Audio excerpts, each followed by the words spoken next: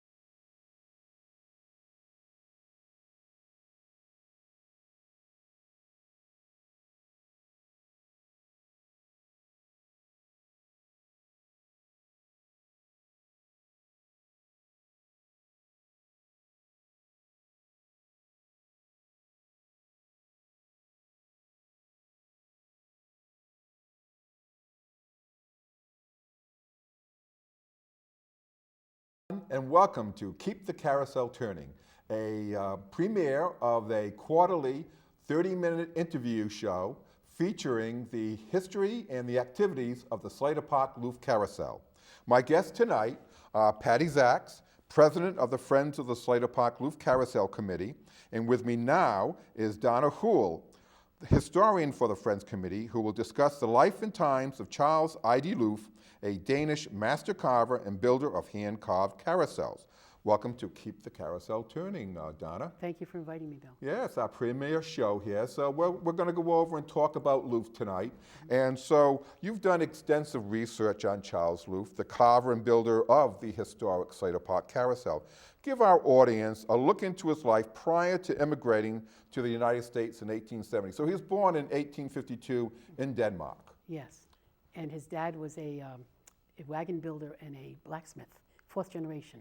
Okay. So Charles had a lot of experience working with his dad's family. Now, if we look up in history, we wouldn't be looking for Charles I.D. Loof because that wasn't his name. His real name when he was born on his birth date was?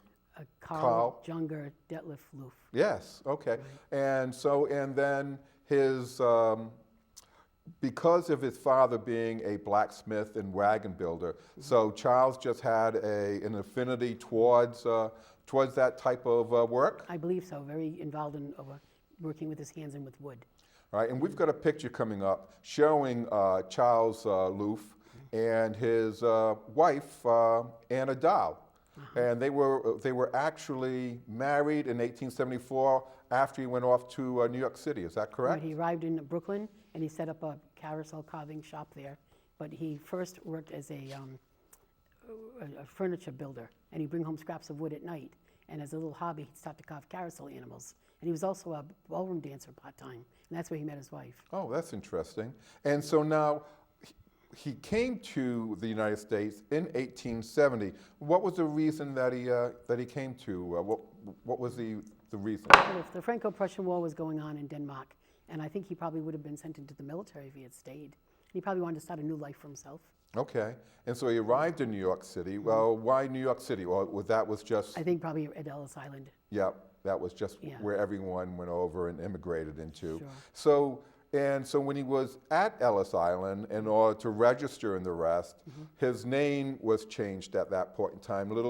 Give us a little story of how he became Charles I.D. Loof as opposed to Carl Jürgen Detlef Loof. Apparently they asked for an ID, and they said, Charles I.D. Loof.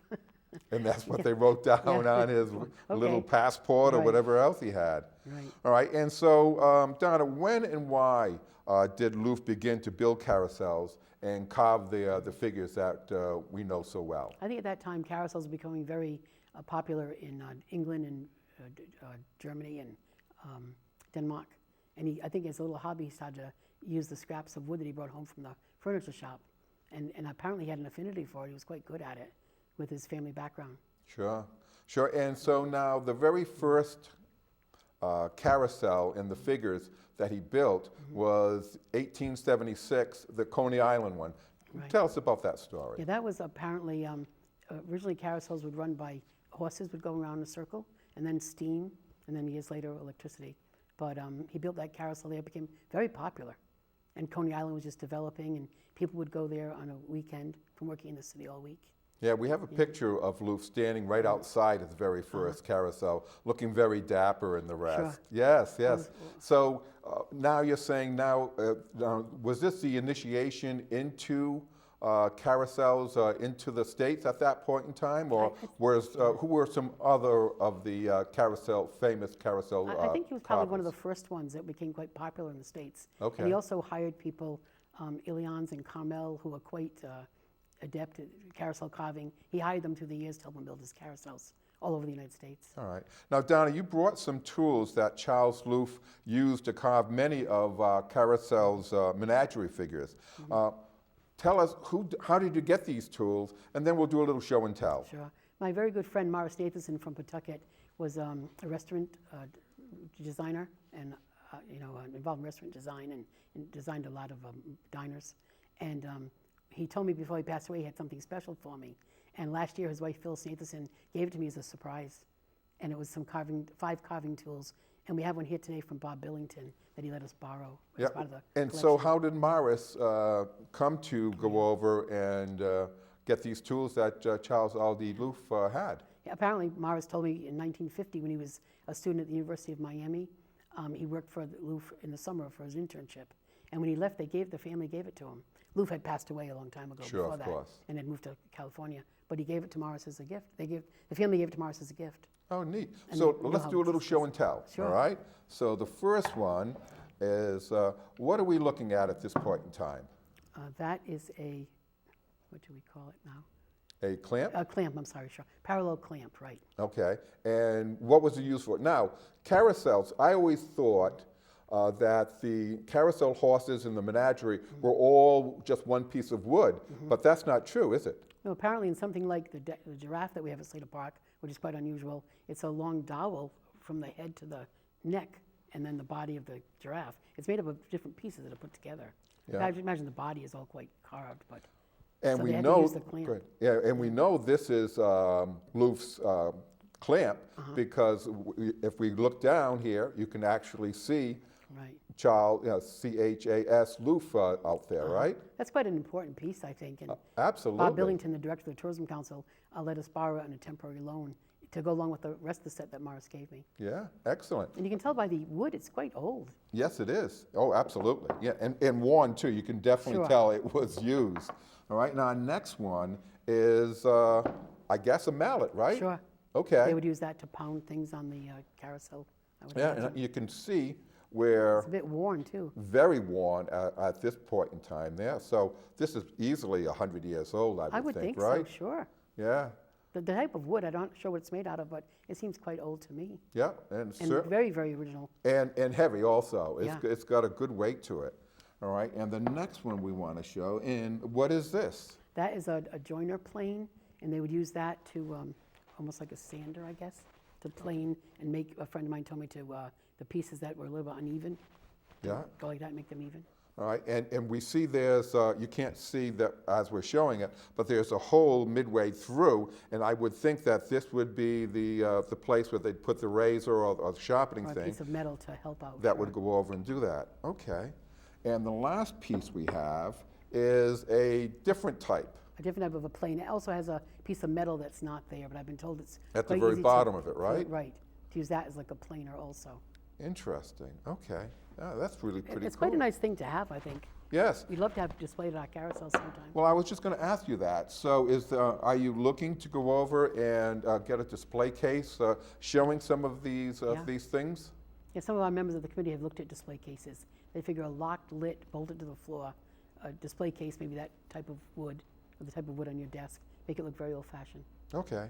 Well, Donna, now that we know something about Loof, I want to know the history of how the historic Slater Park Carousel came to be located in Pawtucket. You've got a good story about Sure. that. Apparently, the carousel was built by Loof in Brooklyn and sent up to Lee's Funland Park in Troy, New York. Okay. And it was built around 1894, 1895. And John Walker, who's a carousel concessionaire from the Rhode Island area, he brought the carousel from Troy, New York to Slater Park and had it set up here. and he leased land from the city where the carousel is now. He leased land for 3 years, and then the city took over after 3 years. And John Walker also had a Loof carousel at Roger Williams Park. All right. And so now there are two types of carousels, right? There's a stander and a jumper. Right. What is the one at Slater Park? It's one of the oldest stander carousels horses in the world. Well, the And Loof stander carousels, right? Yes. And it has a feet on the ground, either 3 or 4 feet on the ground on the platform. And the horses don't go up and down. All right. And the jumpers, of course, we all know the Crescent Park one. Now, and the difference that you see, if you go to Crescent Park, you see the carousel figures are almost looking ferocious. I mean, they're very, very well carved and everything else. You look at the one at Slater Park, a lot more benign, but in order for Loof to carve the ones at Crescent Park, he had to have a starting. So if you wanted to go over and see what, how it progressed, I mean, you'd go to Slater Park first and then go off to Crescent Park. Right. So now, back in 1910, how was it originally propelled? How did it go around?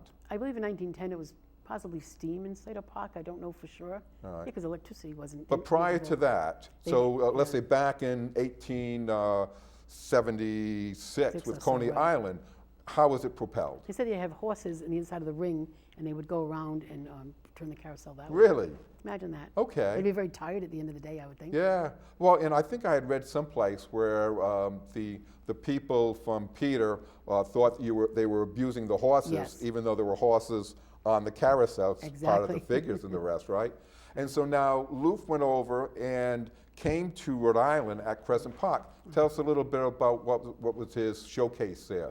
They said he had quite an interesting carving studio there. He employed people like Ilians and Carmel, carousel and those are all area. famous carvers. Yeah, they have all they're carousels, all over the country too. all carousels of their own.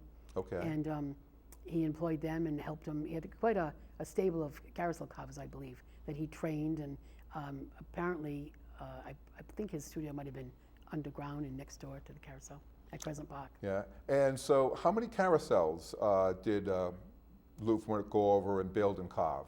They said between 40 and 50, or 40 and 45 all over the country, and one in Canada too. Yeah, and how many are now existing as working pieces of art? They are working pieces of art, aren't they? Sure, they are. Okay.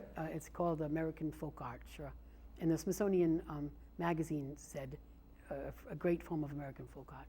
I believe that's probably about 8 or 9 still in existence in the United States. More around the East Coast? Actually, a couple in California also. Oh, so how did they end up in California? What happened with Loof? I think Loof's family decided to move to California, move his carving shop there, and he left. But he did leave. He had 5 children, and he left some of his family here to run the carousel at Crescent Park. Okay. And then, so at the one at Slater Park, presently now has been restored for a while at this point in time. Yeah. And the one at Carousel, so the city then took it over, you said, at 3 years after later. 1910? Right, he left his lease go and he got involved. John Walker got involved in other things, and having one at Roger Williams Park later on also. Very good. Well, Donna, thank you for educating our audience on master carver Charles Loof and the arrival of the Slater Park Carousel in 1910. Thank you. Oh, great job. Up next will be Patty Zacks, president of the Friends of the Slater Park Loof Carousel Committee, who will chat about the committee's efforts to preserve, protect, and promote the carousel. So stay tuned, we'll be right back.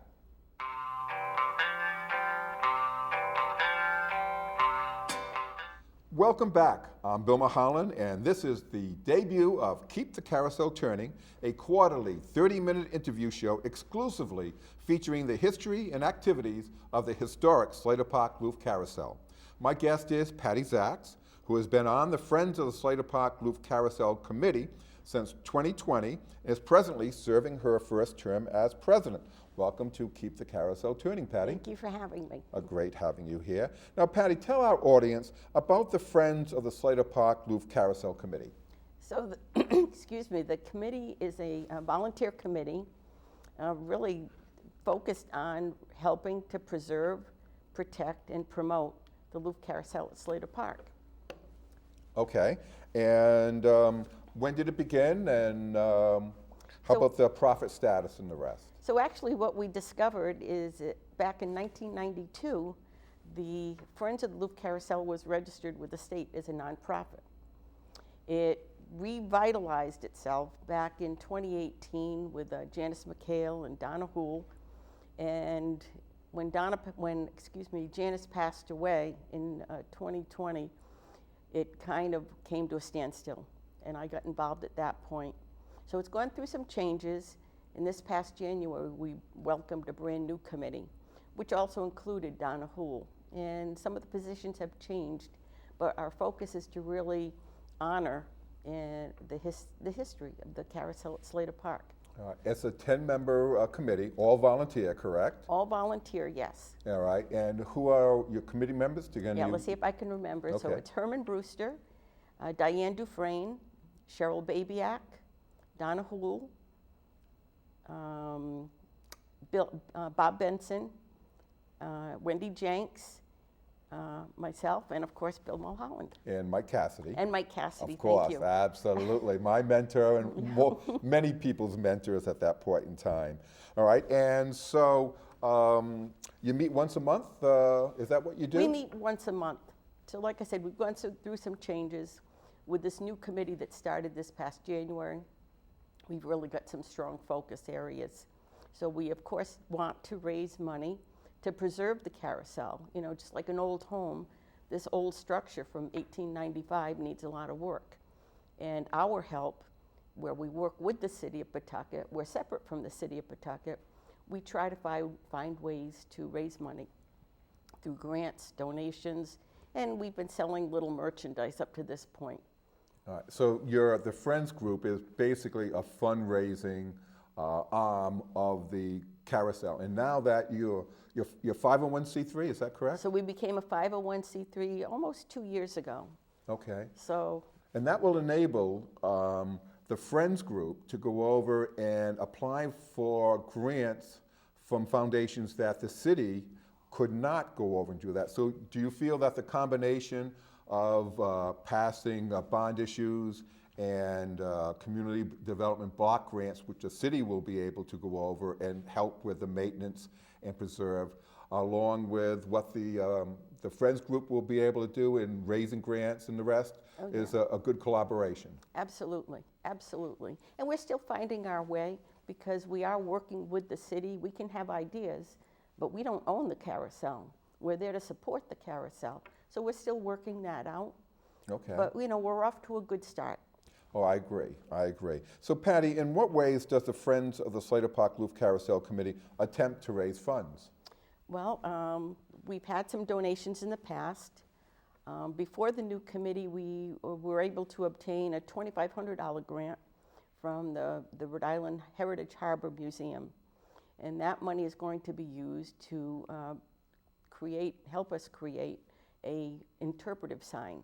All right, what does that mean? So what does that mean? It means that we take things for granted, but when you go to the carousel, you've got really no story about the carousel. You're walking into an old structure. We're going to have a nice interpretive sign outside of the carousel, which tells a brief history of the carousel. You know, the founding, who created it, that type of thing. And that's what that grant money will be used for. Okay, and so I know that the committee prior to myself going over and joining had done all the hard work about it, got everything else. So when can we possibly expect to see the sign out there? Yeah, hopefully by this 2025? fall. You know, Okay. it's a work in process, you know.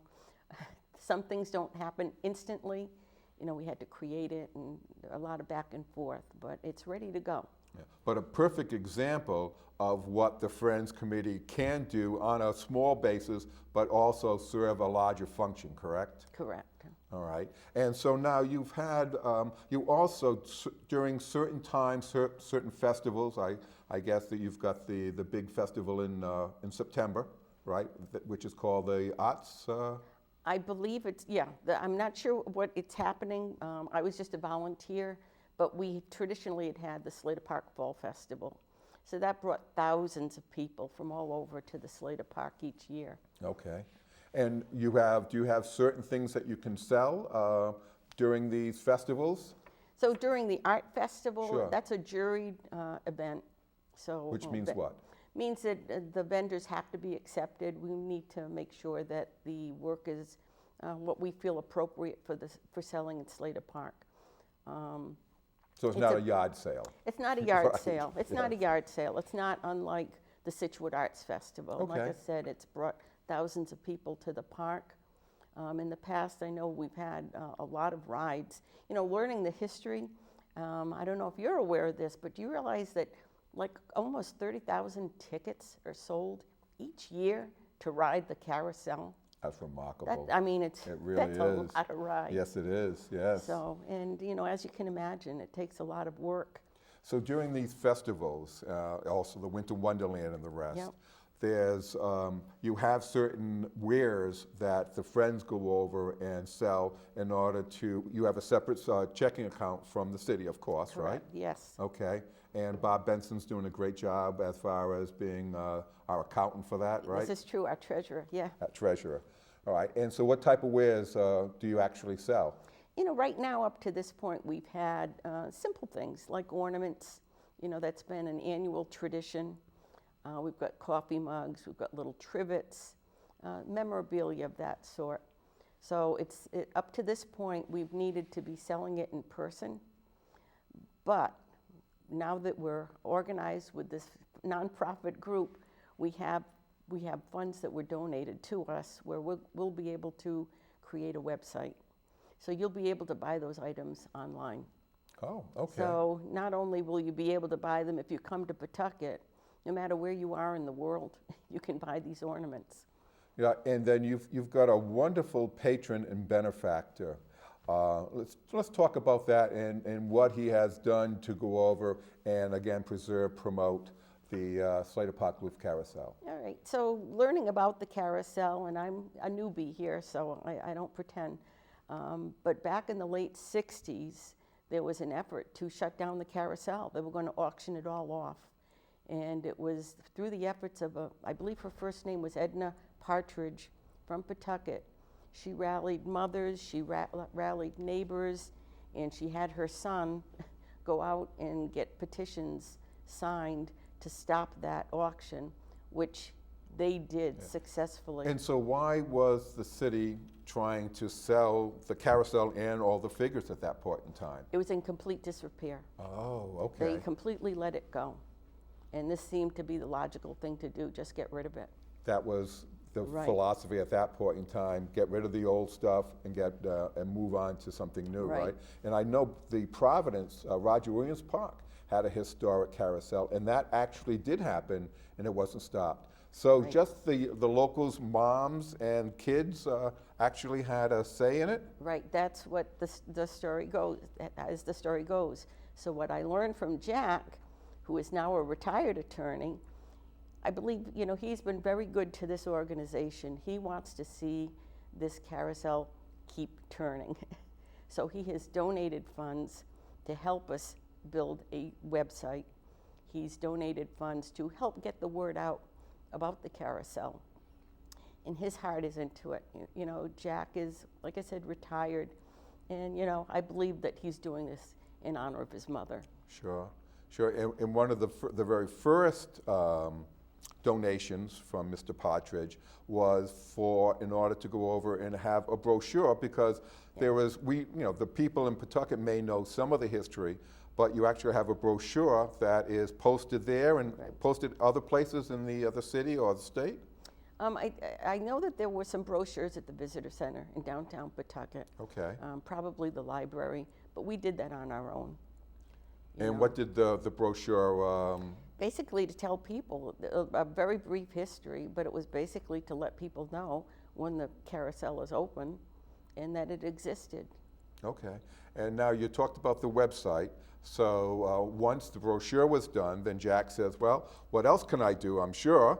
And then is it correct that the committee went to him and said, well, we're opening up, we're trying to get a website going. Right. And he made another, He made another donation. significant donation? Yeah. Right. Okay.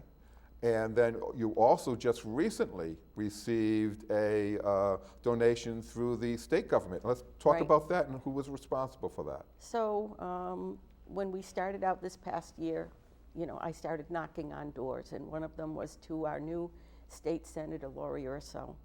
So through her efforts, we're going to be receiving a $500 legislative grant. And again, these are all items that'll help us really promote the carousel.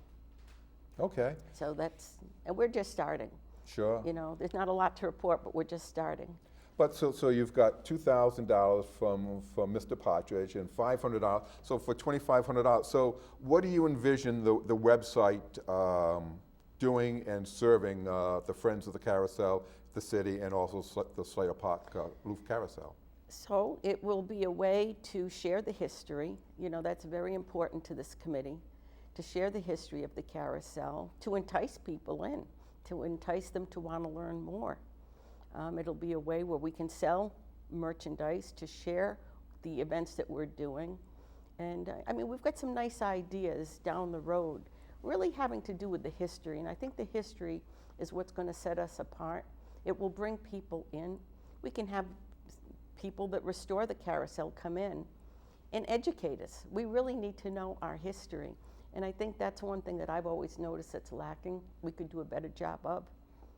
And So that's what we're going to be trying to do with Keep the Carousel Turning. Exactly. Because it is the world's oldest loop standard carousel. Now, we talked about that with Donna, that standard carousel meaning that it is stationary, it doesn't go up and down like the beautiful one over at Crescent Park. Right. So there is a lot of historical value to that. And I've always looked upon it as a working piece of art. Because those figures would be worth many, many, many thousands, hundreds of thousands of dollars at this point in time. But also, what it is, it's generational. There are 4 generations of Bill Mulhollands have gone over and rode that carousel. My grandfather, William Joseph, took my father, William Ballou, who took me, William David, and I took my son, William Kent. Yeah. And I'm hoping at some point in time that would move on to, grandchildren of my son also. So it has a lot of sentimental value here in Slater Park also, right? Oh, I agree. And you're just one person. You hear this all the time. And one thing I notice, right now we have a page on Facebook. So that's really our only way of communicating with the outside world. But you just hear stories all the time. Can you imagine sharing that? Across the country, people have left the area. But, you don't forget those memories. Right. So we want to keep those memories alive. I agree with you wholeheartedly. And so with that function, so now you're going to have the interpretive sign there, and then you've got the brochures already, and then you move on to the website, and then at that point in time, what is the committee looking for to move in what other direction? Although we just lost the Parks and Recreation Director, John Blaze, who did a wonderful, he was such a great steward of the Slater Park Loop Carousel since 2011 up to 2015. So what items are you looking to do as far as moving forward next? I know one of the things that he talked about, he talked about several things. One of them that I think that is within reach right now is he wanted to have proper fencing put around the carousel inside. Right now it's just a crowd barrier. Yes. It's not very attractive, but it works. With proper funding, we could get something more decorative, perhaps more sturdy. Perfect. That complements the carousel. Now, Patty, we have 1 minute remaining in the show. It always flies by when we have a good guest like yourself. Why is the Slater Park Loop Carousel's Friends Committee important? It's our history. We've got to keep our history alive. And this is the history of the Loop Carousel. That's something that this committee is dedicated to. We've got such a strong, talented committee, and we will make that happen. You need to know your history to move forward. And serve as sort of a, lack of a better word, watchdog also, so it doesn't happen like in the 60s and early 70s that the maintenance was gone, Right. That you'll have another outside look at it. All right. Absolutely. Well, Patty, thank you for informing us on the role of the Friends of the Slater Park Roof Carousel Committee. Well done. Thank you. You're very welcome. We will return with episode 2 in August. Until then, Bill Mulholland for Keep the Carousel Turning. Good night.